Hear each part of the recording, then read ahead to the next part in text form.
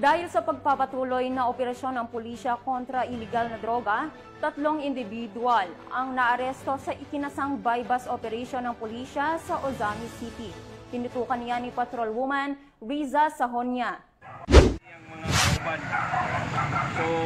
Tiklo ang 3 drug suspects sa ikinasang drug buy-bust operation ng mga operatiba ng Ozamis City PNP sa Barangay Maningkol, Ozamis City, Misamis Occidental nito lamang ika-17 ng Hulyo taong kasalukuyan.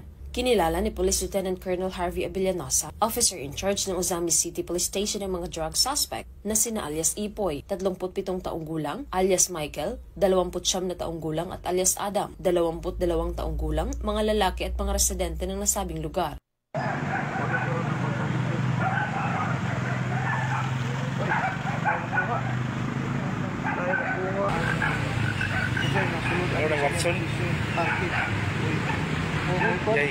Sa ikinasang drug buy-bust operation ng mga operatiba ng Ozamis City Police Station ay nasamsam ang 9 na maliliit na pakete ng hinihinalang shabu, 2 cellphone, isang 500 peso bill na ginamit bilang buy-bust money at iba pang mga non-drug items. Naharap ang mga suspect sa kasong paglabag sa RA 9165 o Comprehensive Dangerous Drugs Act of 2002.